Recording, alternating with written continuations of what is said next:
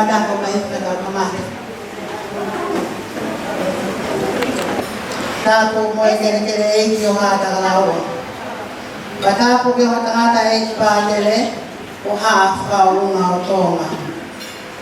Tapu ke whakalangi o eaho.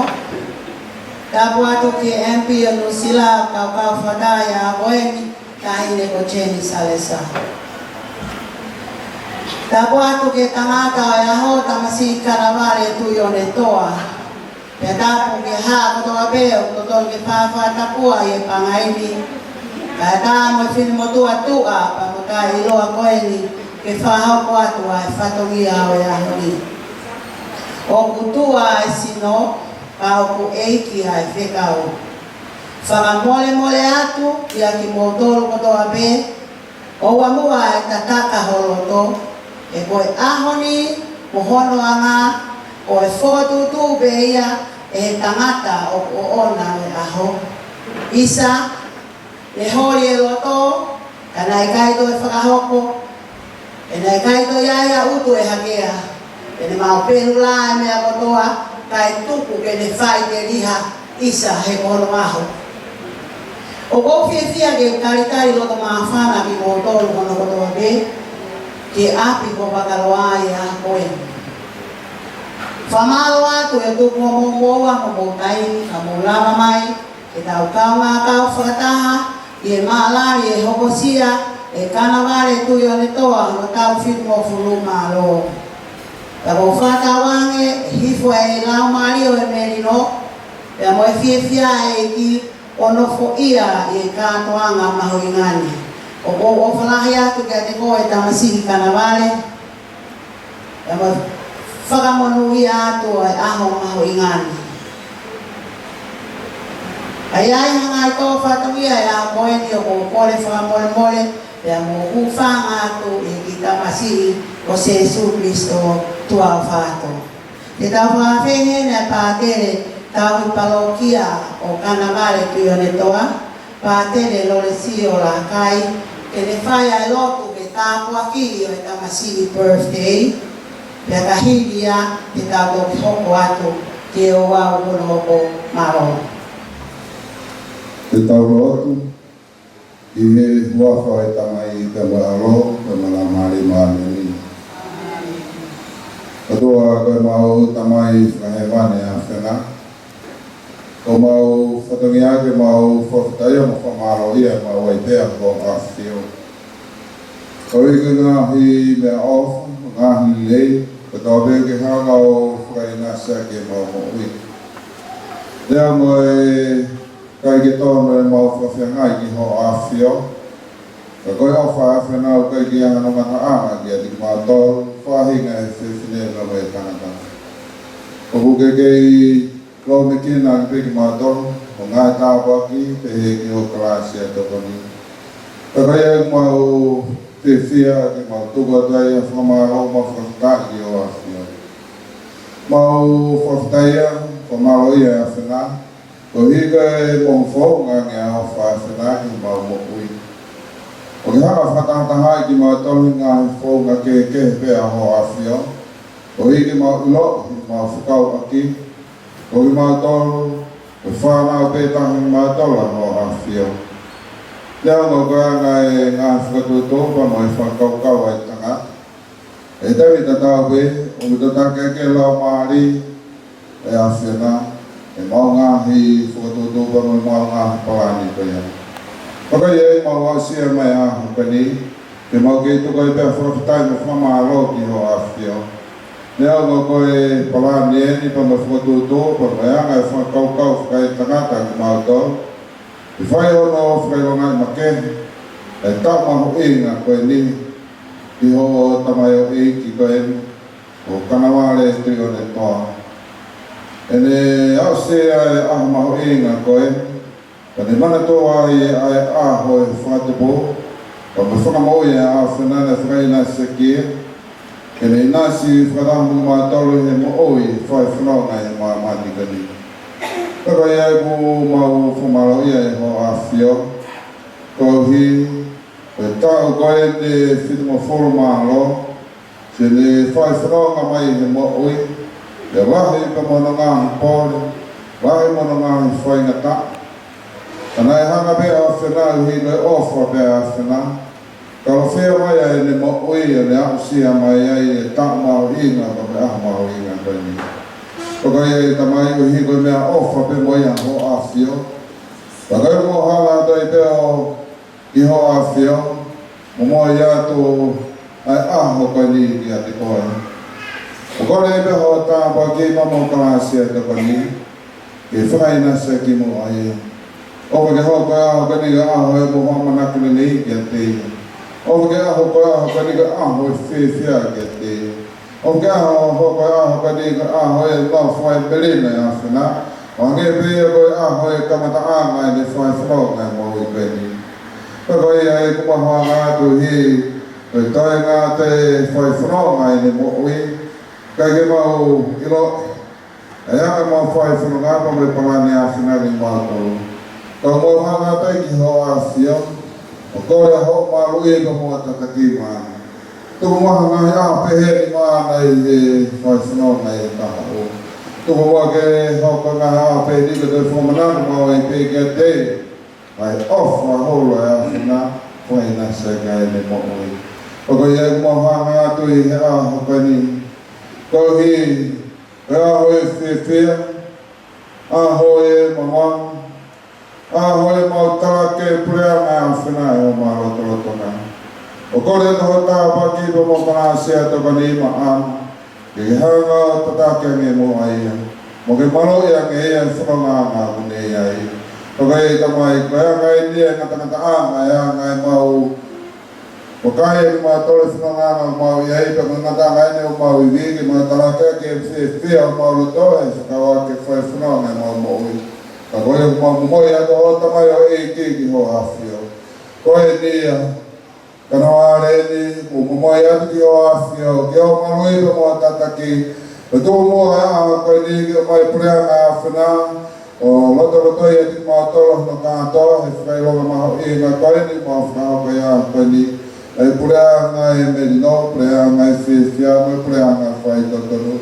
Tō mua ki ni hangatanga ke ki nei whanonga ngā kune ai. Pake hanga whai tāpe kina mo ke maro i e pe e whanonga ngā kune ai. Tuko mga kini whai whanonga pa mo moha manakirelei.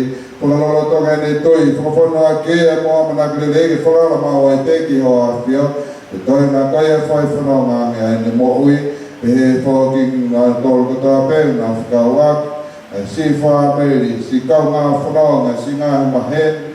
Tuko mua, kule ngā whanonga ngā whai ngā tolo. Pakai mo hapai ha ke e i a hoka ni ki ho a whio. Rahi Polkalama katoa pe he aho ka ni tuku mua te mau whanangalangi a kia te ho a whio. Ke tala kia kia ni whiwhia e ne a sia, e tahu mahui ngā pe ni. Pako i ai, mo hanga tu kia wheke i whai tā pe kina mai ia. I he hoa whai tā mai, pe mai alo, pe me lau maari e maha ne ni. Amen. Happy birthday, bro. Tau whamaro ki a pātere i e lawarele e lo mahawina o e aho. Ki tau hoko atu ki tau kolokalama kainga whare pe. Ki tau wanga e whainga maari e koia ki e o wau e keke. Pea e whahoko atu ia i e tahine ko matila tuione toa. Pas mai.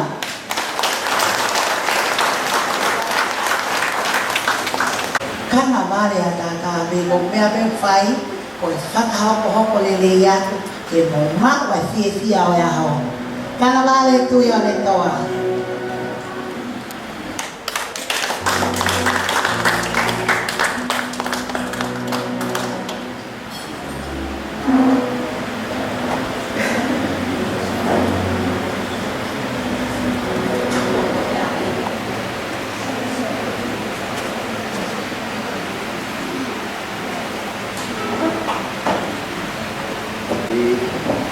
Tino ke pai dia ko Paman marat pe ngai pom o spalo pagoya oya ko tuwa ka ko maro ke ti moto tagan fu ke koi kam pai a ko ni ko la ta pe o mai ni mama papai pe ko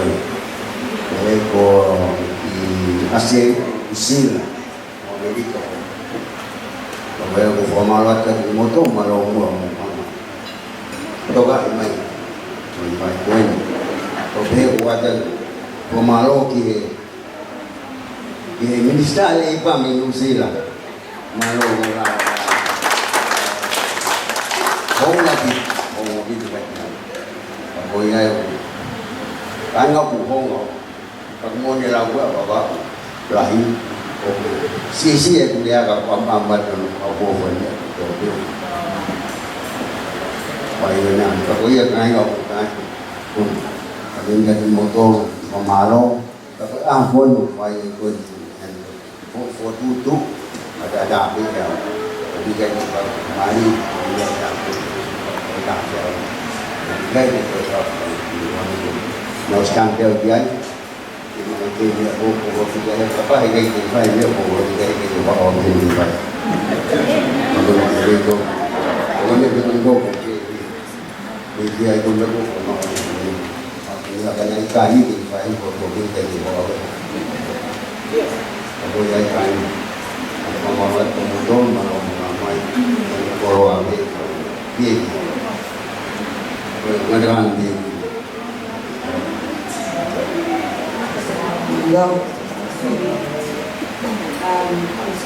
Porque que faz uma área com que facacata vai patonia e que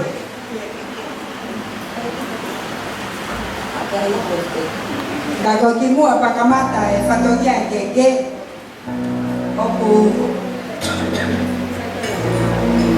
colate Tanya ni ko ta mai ba birthday ka to ta ke ka to ko kwa family ko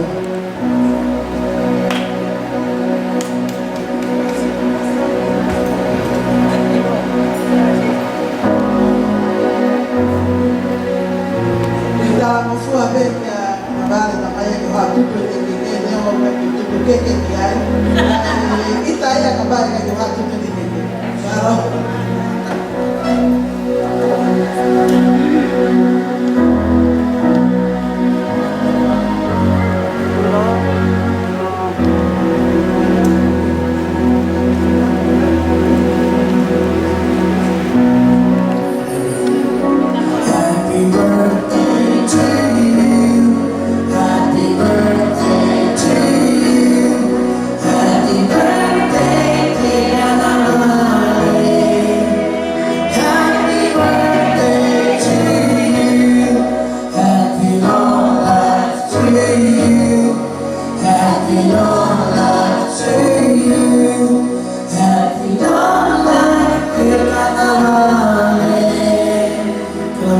Make a wish and blow your lovely candles before we finish the show.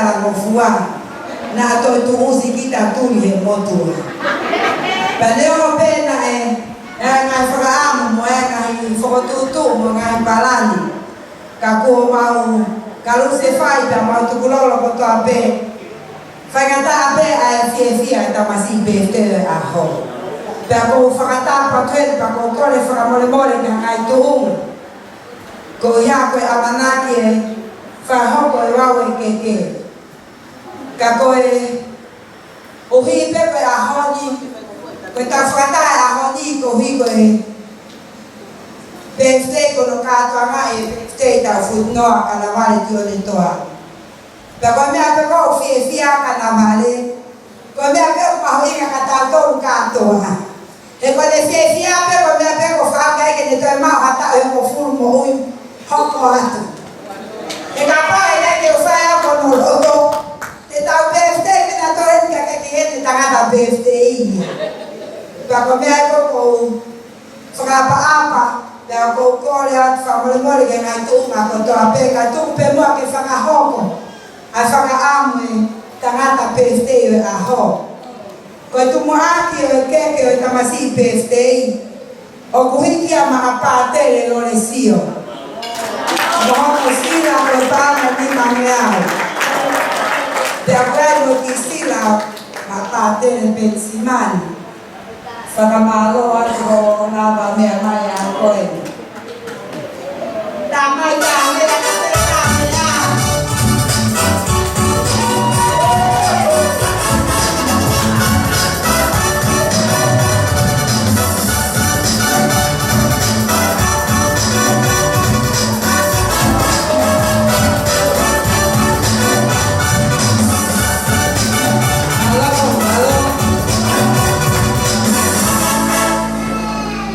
Honoa, porque que whakalangangi a whaho e tamasi pēte a ho.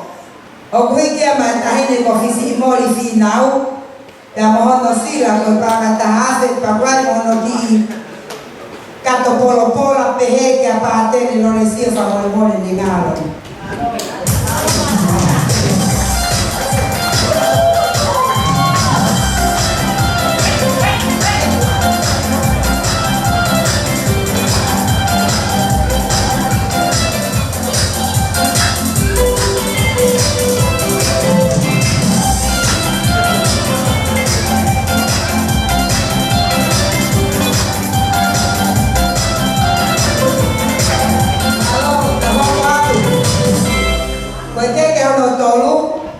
Porque falando a ministra me puder anunciar ona po cheni salesa monosila ko di tola penima.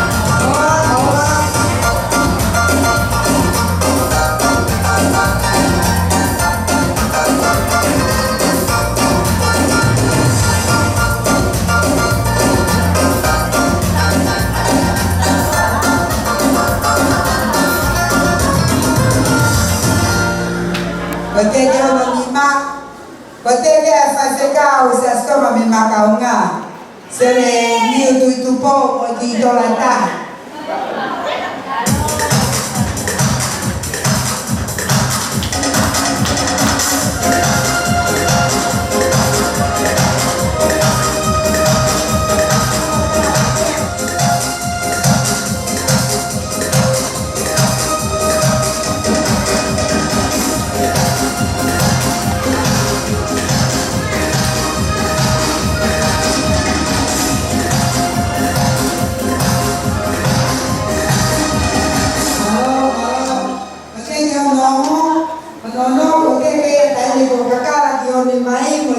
sila kotola pen.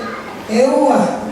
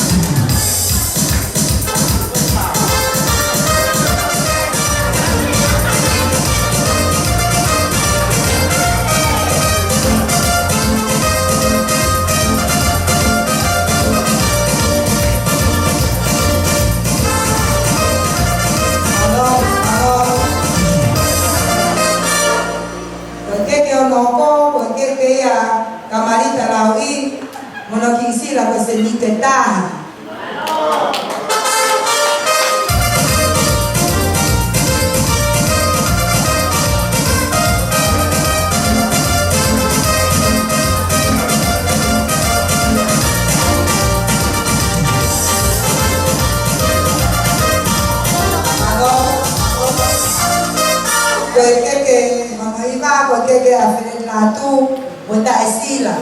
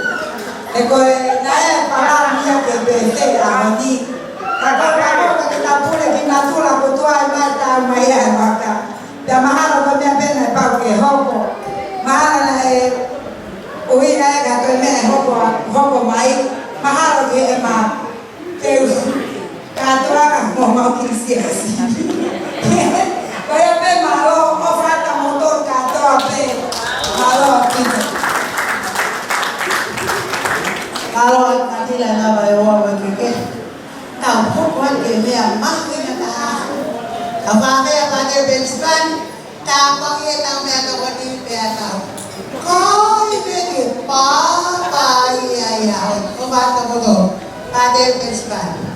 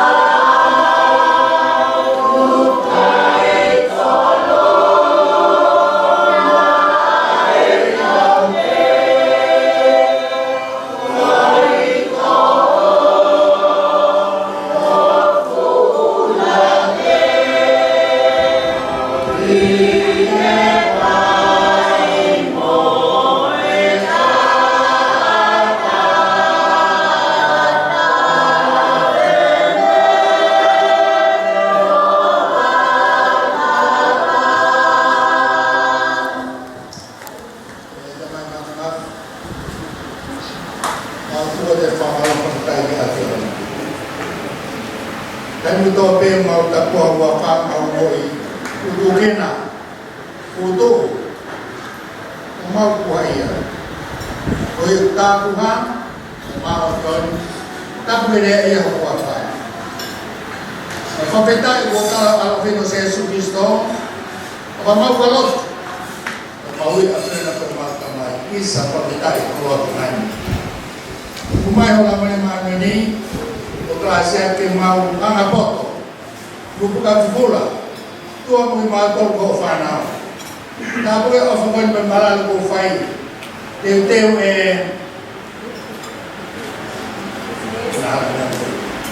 Matila, family, Paula dia. Ada yang mempati lor, saya dia Vakaloa itu. Tapi udah ketemu hari ini Ami. Mau pakai tua, pakai tewe, kalau itu masih tua. Aho ya fana wiki. Anak tui, dia pakai fana wiki. Ikut aho kita pakai suhe di sini. Mau kau kawat tu bakurensi fana wiki. Pekia yang disere. Patawa ke main ke mato ko ya ibu rumah. Ako dalat komenta. Pernah motor kami fanau, fanau lang, fanau mami. Itu apa fai ke fanau latama mami. Apa yang fai mau viver avion. Mau fai kata training stop aku mau ini. Amin. Oh ya dia di motor ayah ini.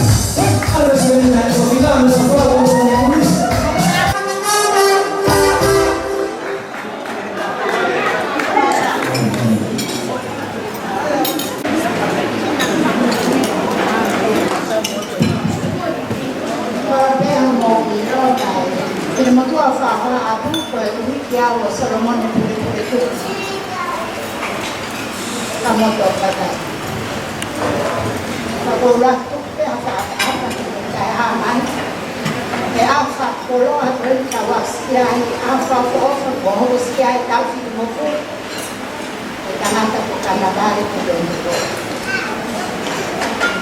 Oke, Fata, o patere na le ani a he tai ni ministeri pa o sila ele amalele ka na ba mai pagkalang-lang o kusihan makamay tao fito mga Kanavale ako kifatang makilin ite ko nito tao walolo ay o pinigili ako yun na kayo may kamay mga fae mga siya ikaw faanaw ni Platin o tawin kaya maalan pagkalo nga o siya tao puno Kanavale o siya pamalo lang di ko ako faanaw Kanavale ini ang maliliit kasi pangahog mo ka program pa ako itawag siya uto'y pekoy dia fa fie na ko ha bolo fia ya ki ho ko ngan ano mai lo nga ko siya ta ko ko Kanavale mo siya ay ahon yung magtaramuno ko ke ma mo nga ta lang o ma ko nga ke iya ke ko fa ya sai ke ko ai ko ai mo ke ka ni ta ha mai sa karais ko ya Pafita mo pamalo ni tao ni ako o kakak sa mo ke ko dia fa ba ya nga masi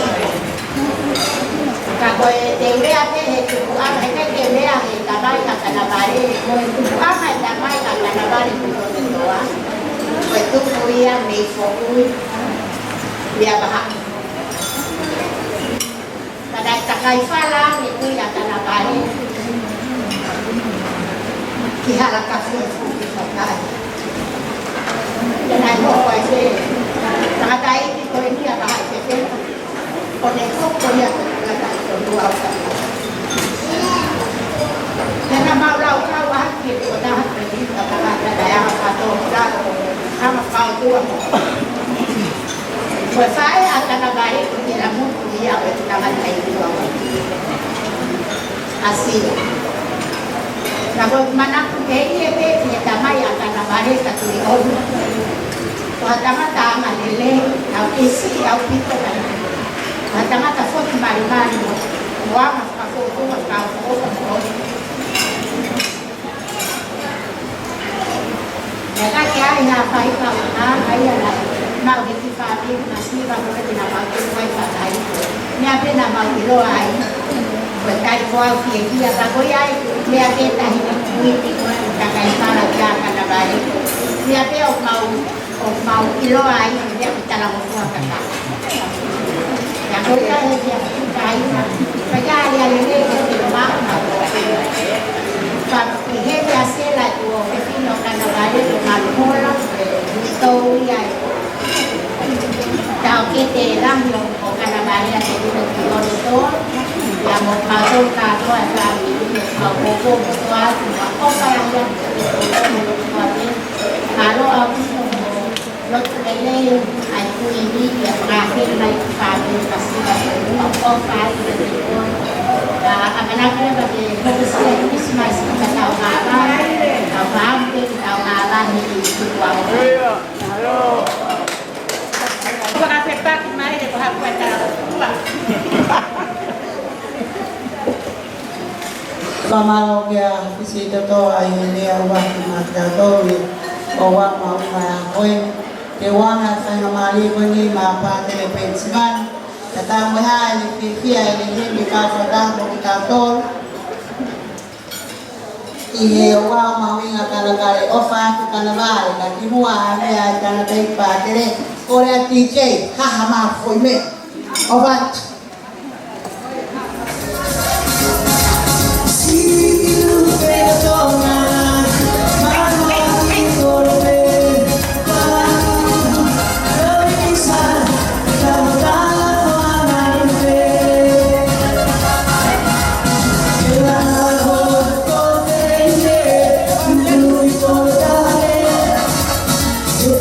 Sai, tu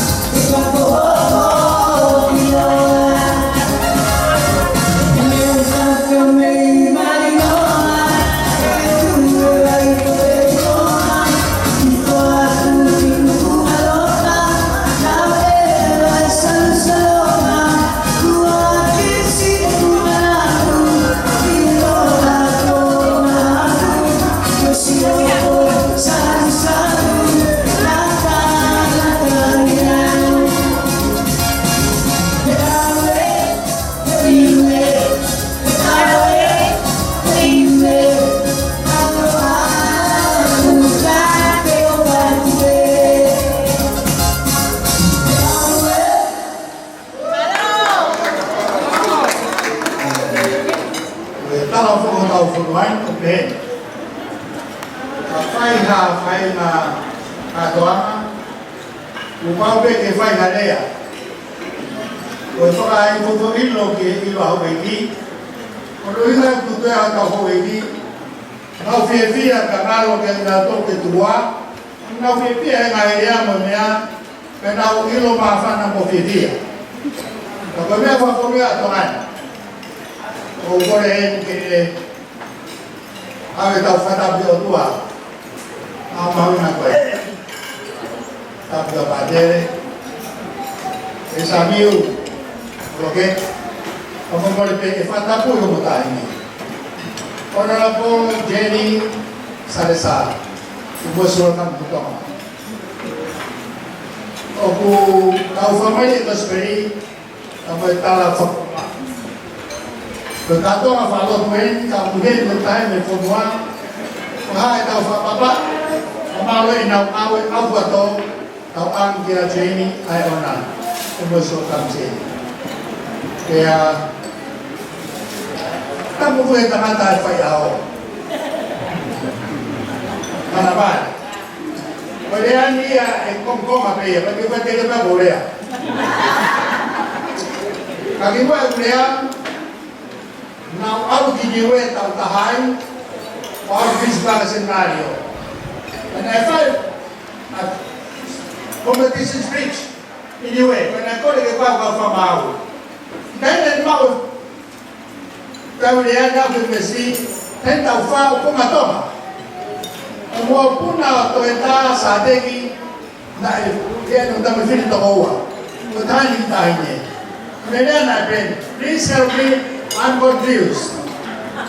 Coming on, smoking is a killer. Smoking is a killer. And I'm addressing over my bed. Please, anyone there help me? I'm confused. I'm an Uncle John Smith, 85 years old. She's a deep smoker, like a train, running, smoking. And every morning, he wakes me up and said, Father Fry, please, get my tobacco, spray, and matches. Then I said to him, Uncle, smoke is a fine smell.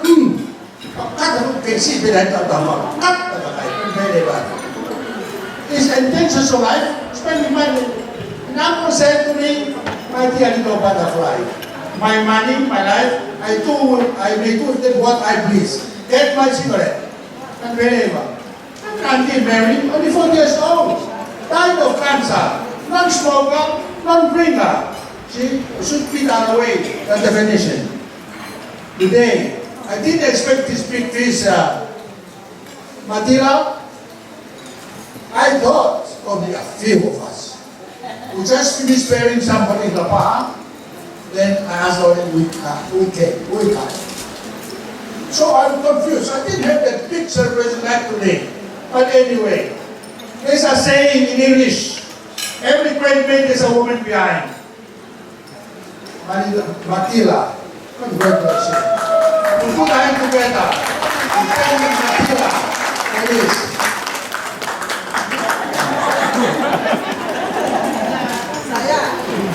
I will do a little bit of fatwa here.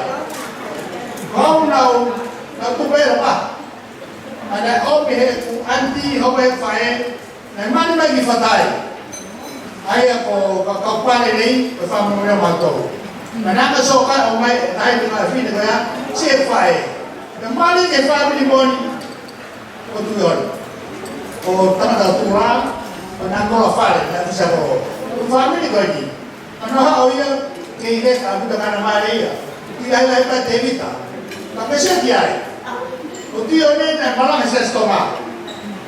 O David na busaki hamne. O hamne na tau he katolika ifatai tawa.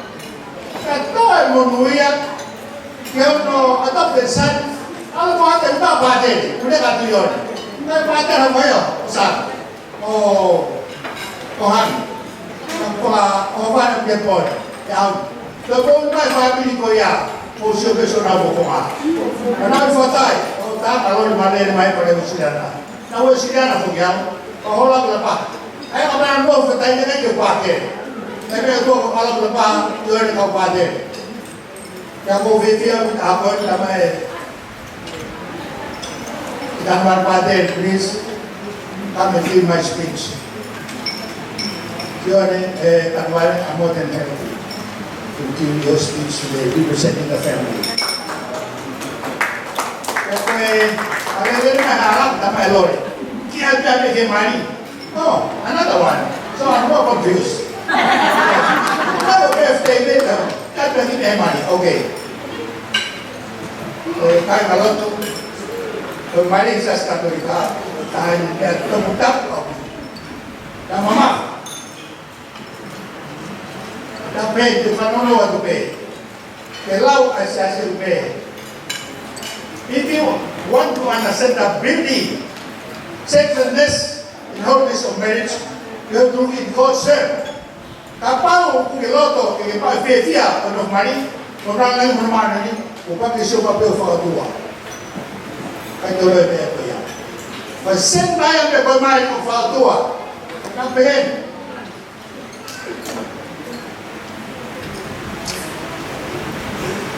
Kau apa kau ada tua kini fefia berkata, I call it a sumalam. Offer ma tua kini nak bandau hangga. Kau aham mari ote te fua kau fai, kau mama offer, ayah tua offer, kau ni offer anak kenapa offer dia dia, offer apa bagi dia, offer ayah tapi offer kan nawa. I call it superland. We dominate every land in the world where we are. Tapi ni tahu, oh fine, kita tahu tahu itu apa yang kita masih ada, bukan apa tahu. Mau tahu ni, oh mate. Mana nama? Kau ada apa? Kakak wi, hal tua anda sudah lama dia. Nothing is important for her, but him. Kakak ya, bukan apa ya. Dia salah senglah. Ay over boy na kehola bobo dia ko taman ko fai. Kakak man mo tamay ko ditay ni fana mali. Kau apa yang tahu apa kamu? Ada apa yang no pilih hala. Kau fana wa tua. Mai lo dago. Mari. Wang he hota hai me ke tua. As you bring her on the center aisle. Never fana wa tua. Pola ba fa dia. Kau ni hota hai me. Kau ha kule. Pai fi tua ya. Ai tam. Ini tai ada fan. Kata ada tua. Kau mau fide am dia dia. Kau mau ngai mari. Subala. Kapoy. Tayo nag-follow in love tayo. O fumay na lang. O ito ay ite at siya pe ta ko bono. Diba na halaya na wa. Ito pe ko pamati pe ako ilo. Kanya kay pe ko wa. Pesa sumala. O pero lawa, yung ate ilaw po to na madaniwi. Kaya mali uli ko yung Archbishop of Washington. Archbishop Harry.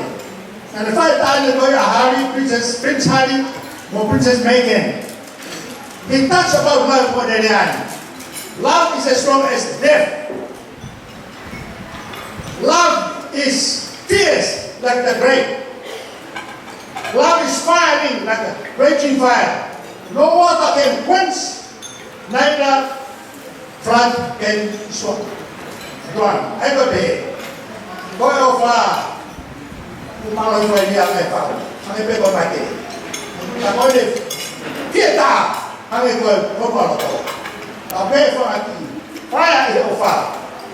Ofa ai ha mai na fo mo mo. Pe ko ha tsunami de na ko na fo do. Esa. Ko ya. Pa American fa ina si mai. Lui de to ta na mo me ko pe Oke, Kanavale, tak boleh faham. Tapi mau berfikir gitu. Macam mau tahu kaitan ni, Kalau dia proses tahu, mau berdatang kalau kita tu dia tahu nak tahu saya orang tu apa ni. Betul. Tell him that we ready the Catholic Church. No more hilang. Kita berikan jauh. Ayat jauh. Oi fai ao. Ko me au fai ai. Kai mira ta fa ke tau poto ko to pua. E tau tu mari ata mo i fia. Hal ta to ko ya ko tua. O me tua ene boy na sa ta to tau fia ai. A ko ni Kanavale ka plai ser pe si va be mati. Au he ni fatai ho tau. Ana ta tai wa. Ako tu ta ne. Tu ti o ki la ki wan ne. Ka o tu sa malo ka. Il ta au ni ha la wa ko ve ate. Every great man is a woman behind. O se su ki so alo to Tongata tau si o ki ai. Ako e o fa na ta pa avani. Kage u ai ta na e ko ki ho alo. Yo fa mai ka ta to fa na ai. Welcome ang moto pe mai nei muri. Pe a ko do hi na ya ko fa tai pe ko e pe ka moto. Ako na tu te fa tai o pito. Kau ang pe ha ke u ho ko na me ang to hi fo ata ya ko fa.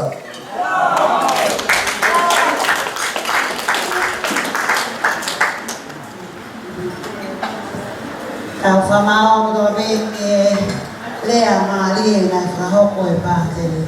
Tamsi Kanavale ko aho ko fafau na ko ko. O fa tu ke te ko. Na glavebe na te whanonga mai na ia ngalawa wheni. I was so confused. Ke a pe ko hai au. Ta i tai mini pia mo hiri ane a rea uraki ko e rea ua tana e tonu pe MC. Ko e moko puna o parvane vale pe a moha. Maha mai wa. O hai te te whewia e kui mamai. O lawa e ko ngā uruaki o e ua whakatonga. Ko e lea. Ko e tau hoko a te ke konga maa e taha. Ai whakame i te. Pea ko e whame i te o e aomi. Ko e ne whakaawa te e whisi mori. Ai tau olunga a Kanavale. Pea a tā e whanga. Ko koe pe ke fie rea. Ko koe pe ke fie hula. Ko koe pe ke fie tau olunga.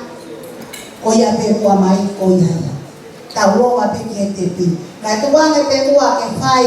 Ai tau olunga na masio e aho. Ude loto pe ke whakahoko e whisi mori.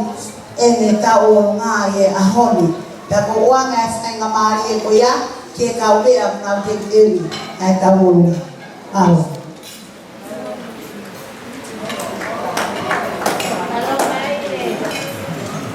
Koe atu ka hawa koe. Koe kuhanga e tai te taurunga. Koe wha au pi koe kanu teu. Koe koe atu pea ma Kanavale hanga e ango. Koe au wha e kia.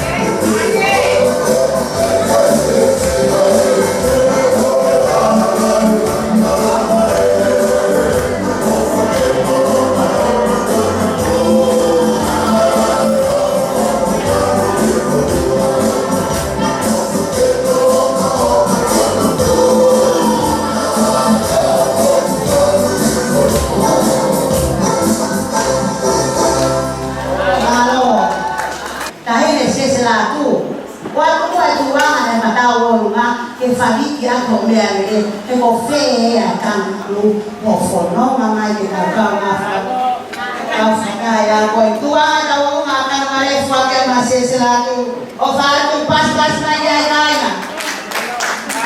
Toa pe tau ruka whātou ngā whemawe tau ki ane whonga entertainment a pina. Paula mua all the way from the US. Pas bai.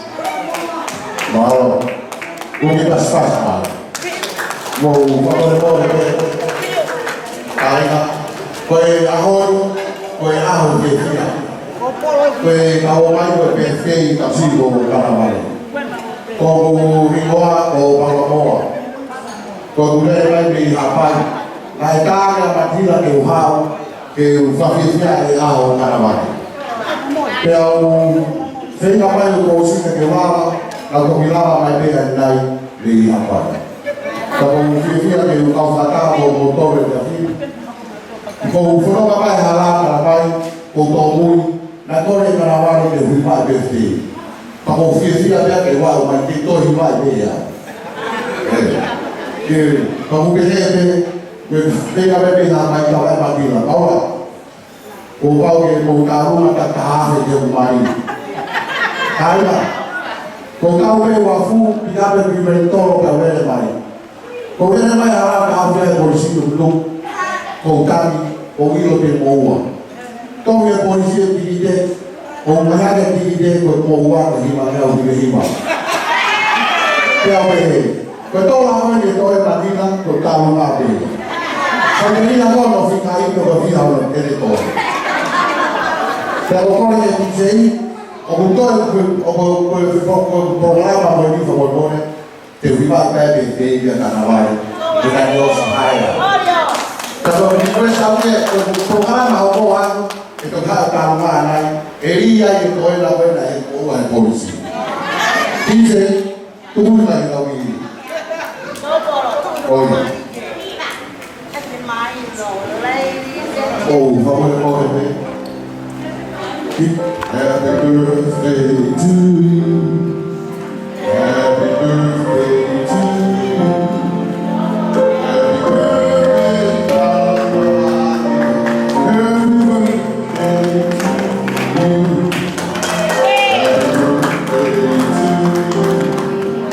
Happy birthday to you. Happy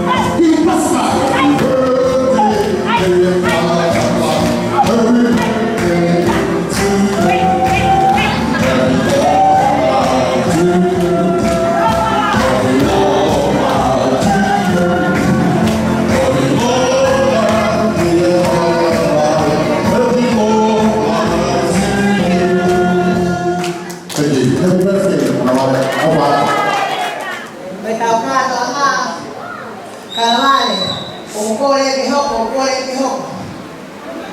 Oia pe mo mai ko ye. No ama e amare ko ni vai. E si o mai o pe ati. Kai na ko le na la ma ku la fia. Kahiri ta mo ma ko di. O ki he no ki kai na ka toala. O ke ofa mavale ai. E na fa ho pa na ka ke. Paro. Ni mai ka.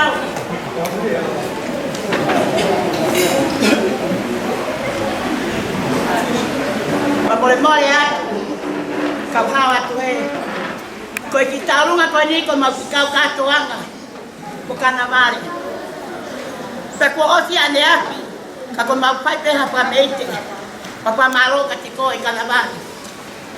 Koe mau praseni e, he ki taurunga aste si o ke kakai. Pe ko tuanga taurunga koe Tongatapulu. Pe ko mi pe o kustan. Okay. Halo. Pulang ko betul. Koe pena Kanavale ni stage. Na te tu ko. Koe mo pe na pe ta me ki toya kama pe.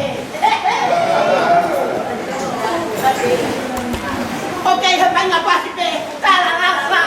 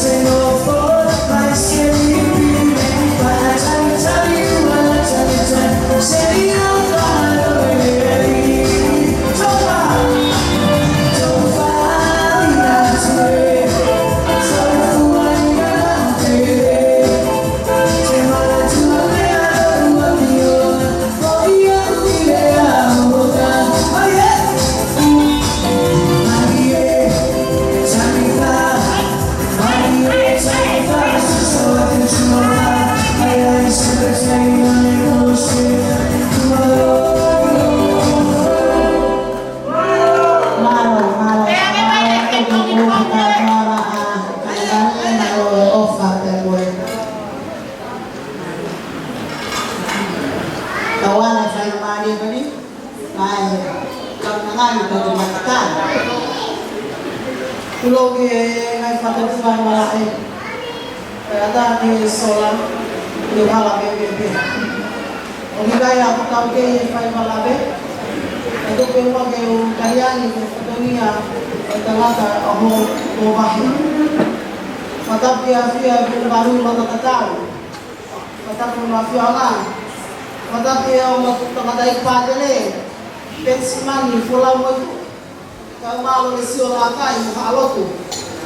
Kung bagay ufatap kaya katay punuhin. Kaya ay kaya nga offer, kaya nga mamahin ay kafaaki o pantila o family kafaaki o Kanavale. Pag yung fatap babae at hindi ko kau kato nga pulo kakala kau maay pagmagawin matapit dahil ko kisito to at ang motong tangi ipatay. Kung po ka mafela maja ko ni kafilea kung ilo pe kumaulong ko niya ito yung kayo bilya mo no bari ang mafana. Pensiman o pefinia o te evita tu con el toa. O pefinia o patere violenti. Malo si mapaya di Papua New Guinea. Tao yung Fundi Solomon tao de fai Papua. Kaya pala ita kaya de matolong no from sila ko po ana lahi. Narison tu on el toa. Ui kan narison sendos. Kaya kung takata eki na la beka patere wala ita kaya Kanavale mumia. Kaya kung takata eki ako tamay kung na utuwa ko tuwa ya. Ke family o kiyai ay fae a pensimani a final. Ay na mahoy mula. Kaya kung tuwa ay na do utuwa ay tamay. Kaya ako yung bahay ni fo umi. Kaya niya ko ba lele ni fo uyo ang po hili ifatay. Ang pama at matay fatay at matolo matapoto ifatay. Kaya ay pati mo fatulowan. Kaya uli ka ang Vakaloa Kanavale. Kaya o fanayat matay ko. Kaya ko ay Vakaloa ko mo. Folo-folo taon. Kung ko offer ko mafio ate ahok magkakla. Pati lang pamawat. Ang tawag din fire magkamay. Kapag nakitaw ako ipepebe. Kaya ako ni ko offer ko ang maawat itaw din ang magkamay. Kaya kung tuite Kanavale ng fotope ang family ng Dila. Pagkero ko offer ay natin mo.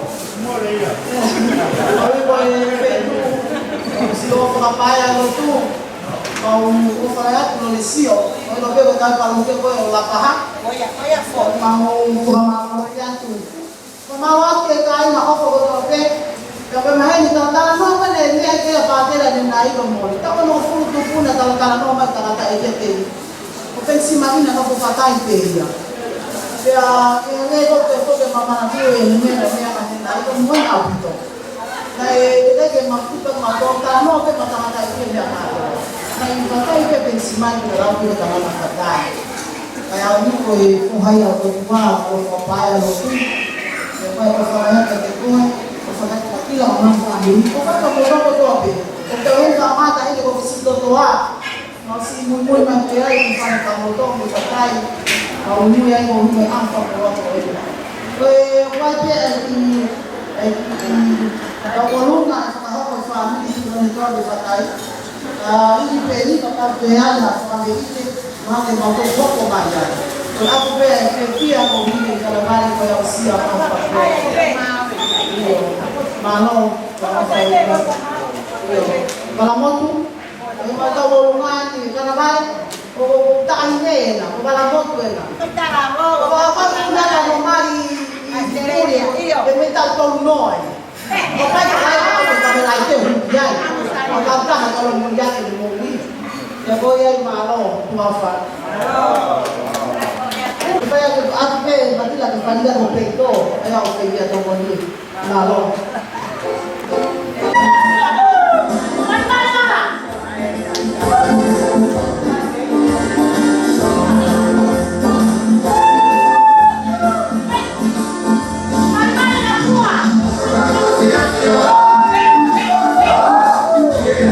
Yeah.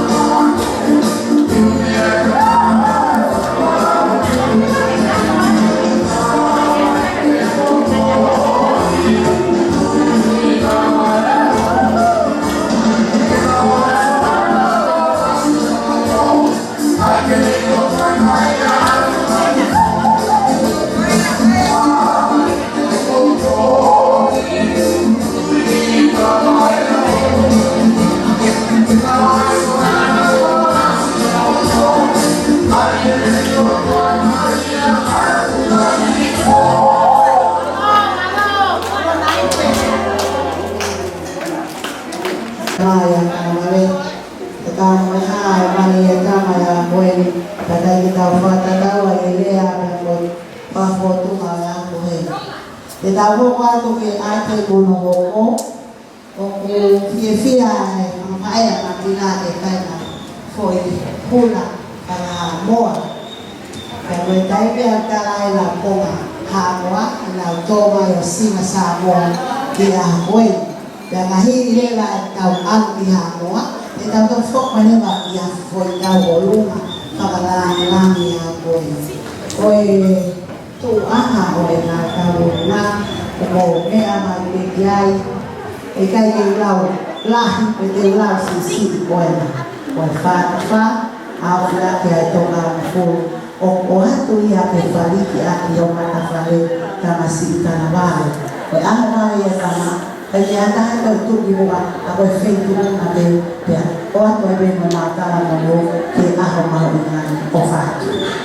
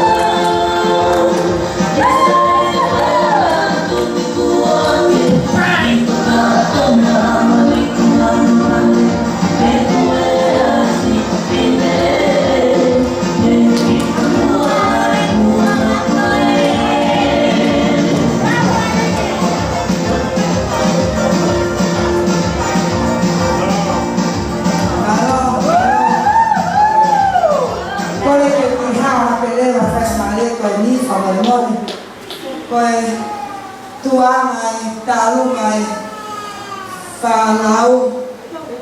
Mole pe kaku, kaka whemahane pe tau si PFT. Whaka e mua ia mohono whahu e ahani tahine ko whisi mori whinau. Mo whaka malo lahi atu.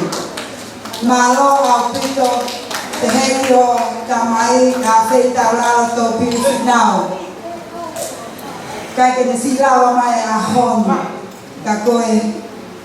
Kana i kai se ne a ane po a hoia.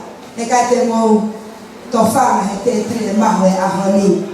Pe he ke whamalo ke tahire ko si e se. Pe he ke a oe ni mo sta mo si. Hoksi sa karau pere ka uro ka fia pere ke wha ke atu fisi mori. Ai tuanga talunga e whanau. Malo si ofa mo e whai whakaunia e ahakoi ni. Malo. Malo e bela ia tama. Te maa whoki ie ki maha o galu, hai na mea e tari ki tau. Te mai whāta galu o whāia te hata kalawa. Te mai haa maafu, ko whāta o kai na mei motu. Ie whai na maare ko ni ko amea mai e kini sna.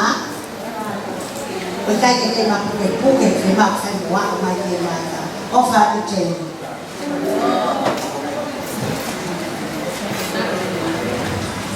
Tulong. Vakaloa. Matapu ke eki mawhio ke awhio ki tau roto o Tonga. Tongatapu ki he tamatu i ka mai kuni. Mahu eki katoa o eki o tumoto Tonga.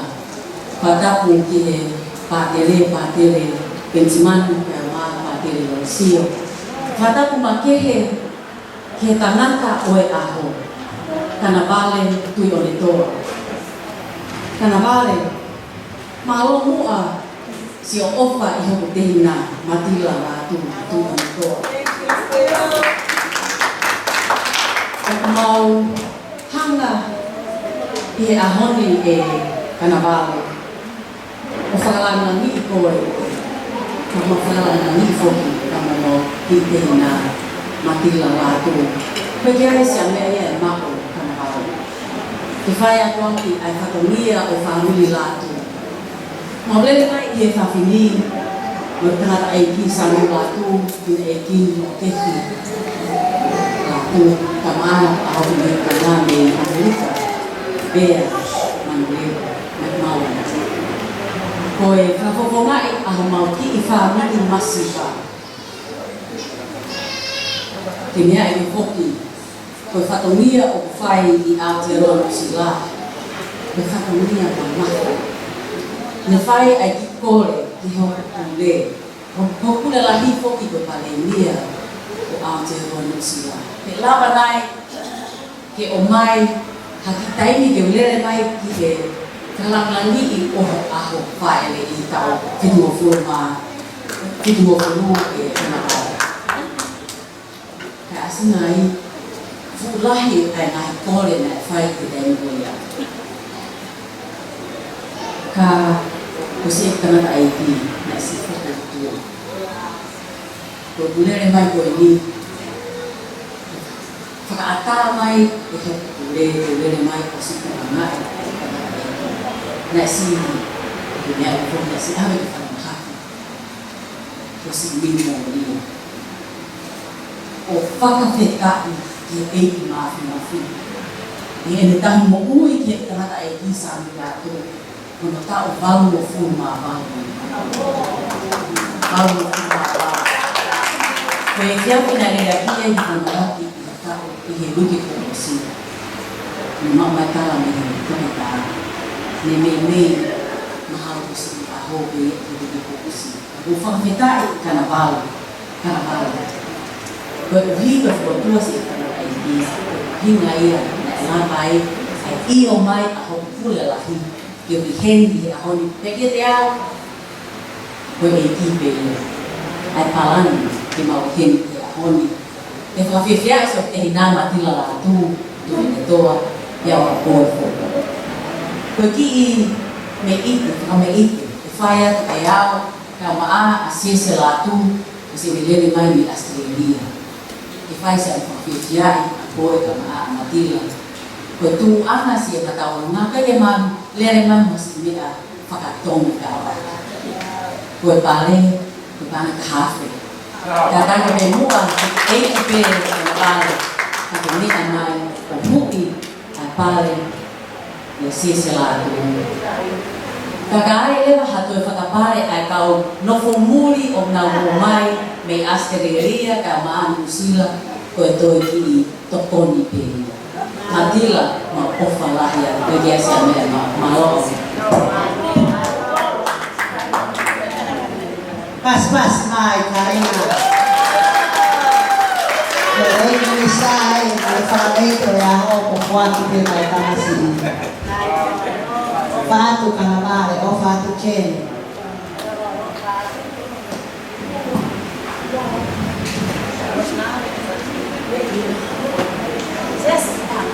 Ese komao pasi TJ komao pia pakai tukul baik baik kalau na mari awak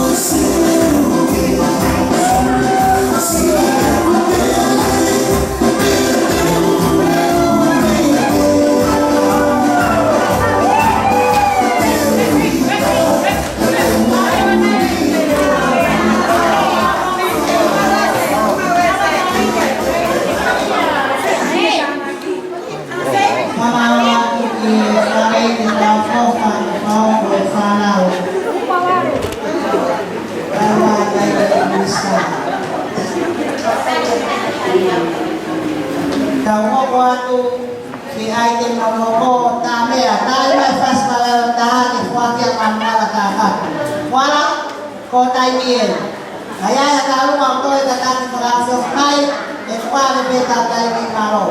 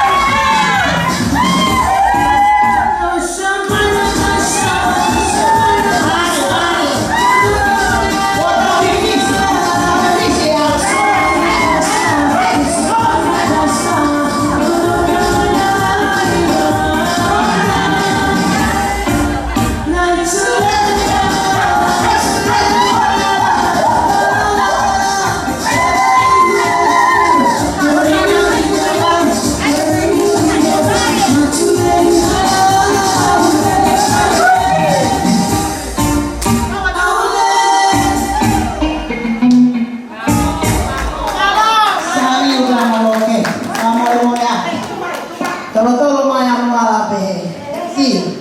Khoa kia tu mua tu ngai kau nga. E fali kia ke via le ya. E minista e kiule ko se kawai. E fa fia ya ho Kanavale. O fa tu che. Kanavale malo to fa tu mia foto. Ta ho ko atu. Ta o ya cinnamon. Ha na ba kaya. Me baba. Babe, ako mai. Mahal kayo at away kebe. Tahan mo ito mo ko. Pagka kita ko ay tayo ni ihirong masira ko close siya ang program. Sinamoni kay Mau. Request of facility he. DJ kaniho kumay. Totoo ko ya, o kaya may nawalo nga. Now, pene si Kanavale. No to pela pela me na di kai ni para me it. Si deve mai fa una sa mani fe popo mai che ha tam si ko Kanavale tu yo ne to. So fa. So fa mo pe na mai ma to ya. No me ta sa ni ko fa.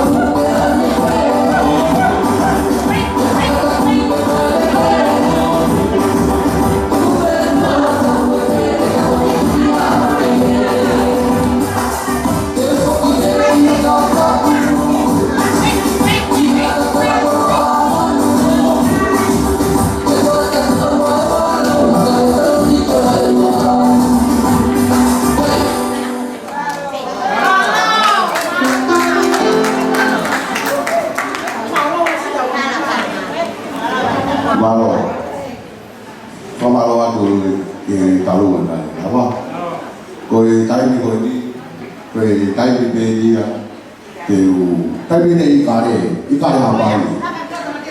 Pea, koe taimi ni whae ma talunga, o koe whamoremorea, nai ki whakatapu ane nai uhu mai te hiwai pēke. O whakapata pate, pe o whiwhiala e wika tio te kukui, ka Samuel Latu, mana moa. O toki holomoi maa sosioan, tapi he ko sen wha, pe ke mua koro o fred. E kaina, koe kamasiri au ai tohua taha o matila. Koe whanau o toko takanima, o matila o whika tamwhitu. Koe whiawhi au tau mai e hapai au uelui atu me hapu i nofo ai, tamai matila. Paula, kai tari mai ka e ui o poa ke hu mai. Laki hu mai ka masita, ko whakakaukau, ko hoa na matila, hu mai pe alu me ito. Toi hu mai ka masita, hu na alu tua. O wharepe, hu mai ka matae, ko maybe be au, o toi mohu e kui, a viwa kui. Ka mai matila au, Paula, ike rea, ko me koea, ko hoa na ko Kanavale. Ko whiawhiala e sio e pōga ka Kanavale, na ma whakaukau, te whawhiwhia e au Kanavale. Ko matina ko, ko ia ko sisi tahe whanau. O kune hori ke nana control a toi whanau. Ta ko mo ia hori ko toki hawe, ko toki sio me nana matina. Ta ko ne ostara ke whawhae a toi tarunga pia moe tuama. Ta ko sio mai, o koe te tarunga me toho mai ki mea. Ta ko whakapau ke tarunga na arosi, tai toho mai ki mea. Ko whatu pate, ko kurere mai ke umari ko ni tahi a loki turi ni la pa. Ko pau ko ni whai mari i uta hau. Kare kata whawamore mai pate, ko smalo pa anini. Ko tui mai pate nau ke sinea i te au, ko whakere a ange, ma whakai tari koi. Taike, pako tau tāne wāia, e whai rena tau tāne wāia, e tā runga i tāhi me whae tangata o makila mai mau whae. Pako whiawhiala e pito i henu a kolofre, Latu, ka koe whimea e pehen, te waki hiwa, ka tau tālunga. Te kōko, te tūkoko i ai, ka masiki whia hiwa taha. Ko kata ko kala ko pawene hiwa o pate. Pije, tā i kau ki hiwa, ko whamokore te. Ka pai whiawhiala, ka atu mai e ka ke osi wako tonga ai. Thank you. Go ahead and go out. Yeah, like Lord. Okay, come on.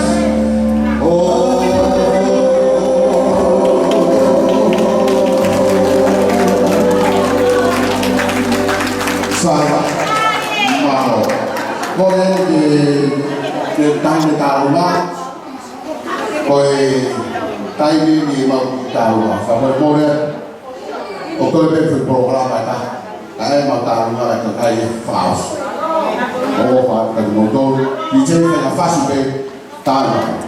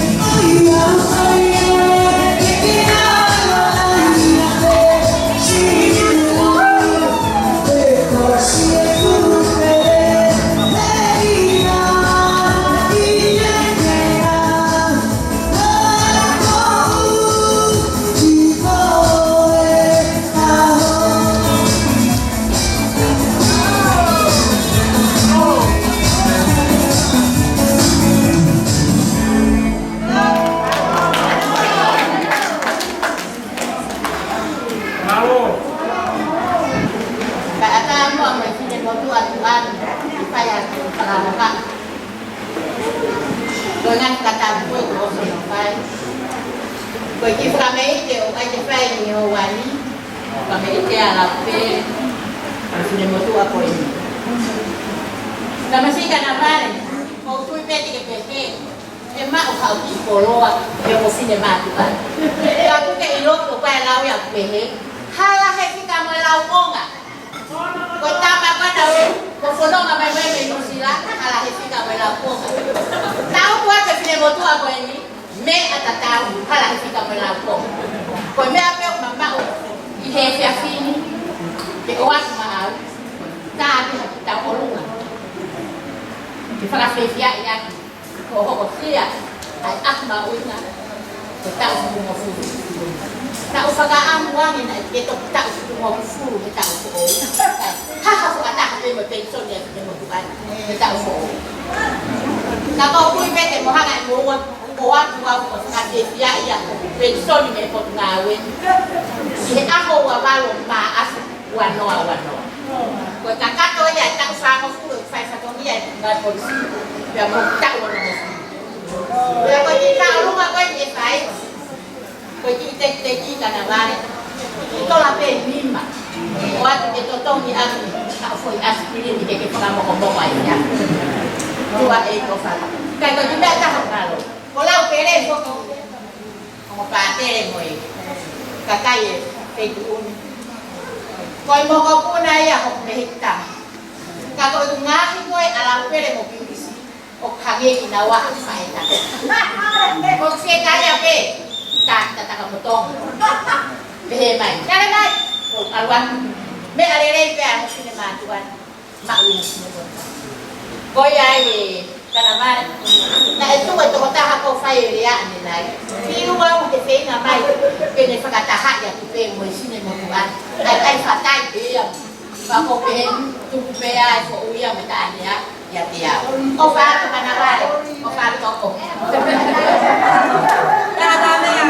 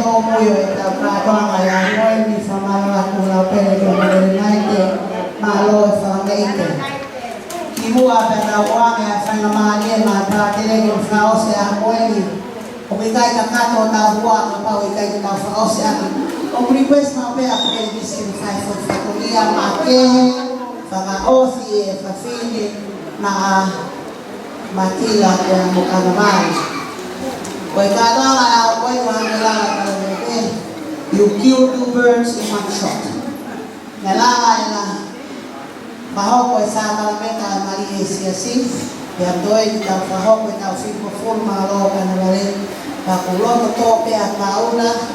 Kay DJ ko ni afasi na request yang kami kita betuli mai di ahon. Neo tuli mai ako hoa na hapay. Wakikamata at Tongatapu Kenipari at Minapaha Tonga at Maupuli le Bakinato at Folawa que foi o de Nicao.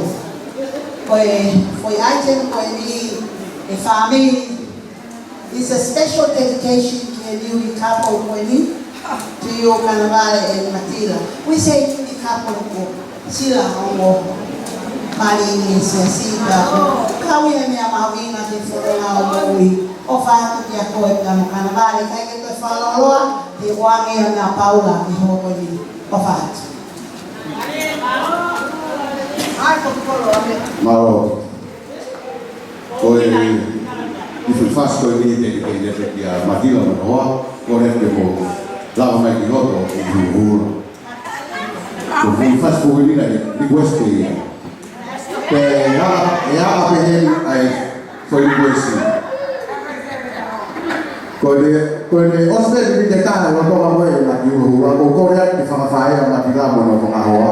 Sangat tahu apa di Latu. Di Latu kau memang Latu di Latu. Kau nggak ke museo nggak ke muka, akhirnya apa di Latu itu ya.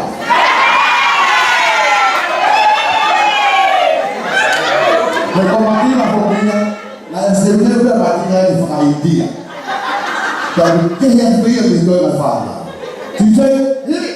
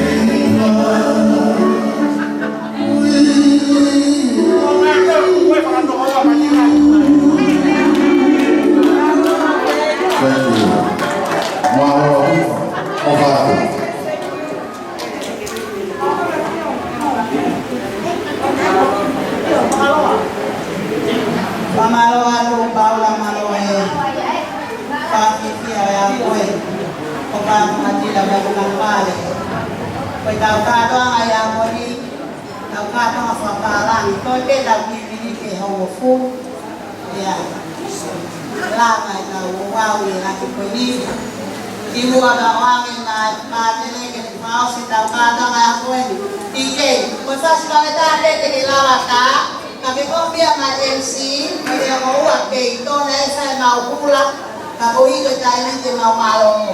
Karena mana kau mau kombia ma pedo, aceh tamo kamalinda, kami apa mau, kita ada makasih DJ Ovan.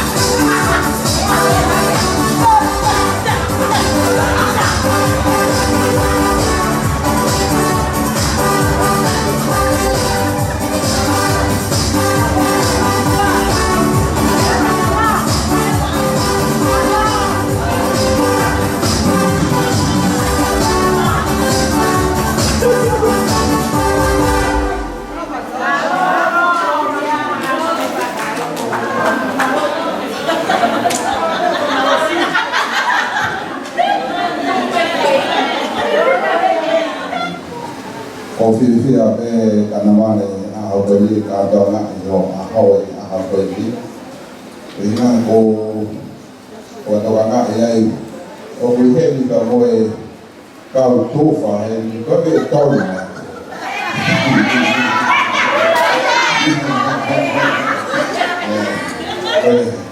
ka ko do ni a ku fa am ke ta fa fu no nga ke ka to lo di ma tau mo o kalau mari kata tu pasal siap kalau itu kan kau ini alu bagi wong apa kau feki he kalau pemawa di siap di bali kalau pengamali bali kalau kata tunggu alu tu ni ai itu kata mai kau dulu ya Kohi ka dona ho tau fitmo ro ya bagi to au pe be ko fa to nga ya ke au ya o su pe nga ta au nga bo ya kai te a ki se di de ko ko ke a ta ko pi ke nga be mo ta au nga ko to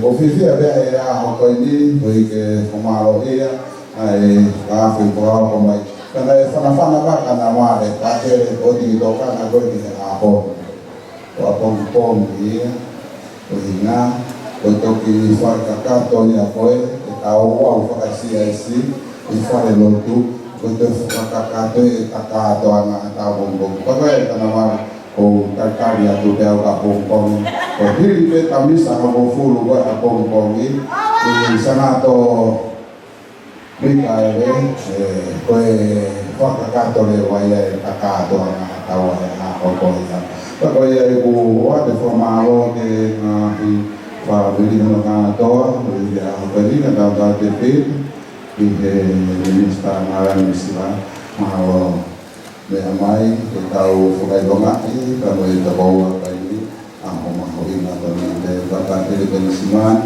mau itu tahu kata mau tahu apa ini, kalau nak ke awia, mau kita tahu mana apa di Cewek di apa ada di auto boleh dulu, os kakak tope tak pagi itu, ay kau nanti tegak bermula dua fakta itu boleh ke mana, tak boleh, tak boleh ke itu os kakak mana, kalau kakak apa ni kau foto di mana ada Vakaloa, kalau kau mau aja ke Vakaloa kakak, tahu kakak apa yang kemudian kita Vakaloa apa tapi os tahu kakak Kalau yang ofis lah ini, apa tadi kalau tak mampu ke DJ, hay DJ kalau ofis ini kalau DJ, ya, hal yang formal ini ya, kalau itu pulang ya, kalau apa ini lahir, ini kita mampu ya,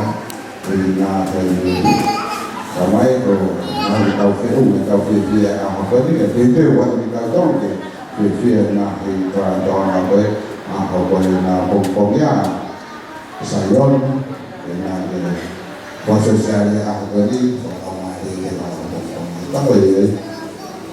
cuma kemarin kali ini bahasa kita ini kalau tapi kemudian itu kemudian buat kalau kata ini jadi itu kalau kita kemudian itu tetapi kita itu pengembangan kali kita waktu dua fakta mai kemarin dalam hari ini Jadi mau pengaruhi dari semua hasil, boleh membawa maiki semua kalau nama ini apa ni nama feel ini feel kalau kita mau tahu dan aturan tengah dan tengah perjalanan jadi mau tahu di feel dia mau kalau itu mau sekarang itu mau tahu itu sama penon jadi feel kalau feel itu sudah nama ke ya apa ini bersih karena mana konflik mau kalau yang mau ini tahu ya apa ini kalau kita mau dulu ya kalau penongan mau mau fokus dulu dia mau ngahi nafona tapi kan kalau mau hangat dia afio boleh itu melalui mau kaki mau itu kalau mau asyik mau ngahi nafona itu mau ke malu itu mau itu kalau kata angelo ada asyik apa pemina mengenai Wah, kalau kita saya ini mau ya, supaya ini dan boleh bisa Lo si va di che fu fatto mia da bere fa un po' Moimoi di do afio tu mo che hanga o fatto mia di go e ma che go afio o fatto mia con amore che ha di che fai to mia che si o mau toma fono na Tonga che di paspiti di fono da conoscere tu mo ne fu fatto mia che poi per affermare quindi mai fu fatto mia da dove che io mamma perché io mi ho fatto mia poi tu ma dove non vado a vedere che mo lo vuoi ma poi io e fa lo tu bene a ferma o fa pensi su Cristo ne ha da che ma dove ma vinassi lo cata no poi o che mo poi da perché che fai da perché non mi ma do e lo fai da mai mo alo la mari ma di allora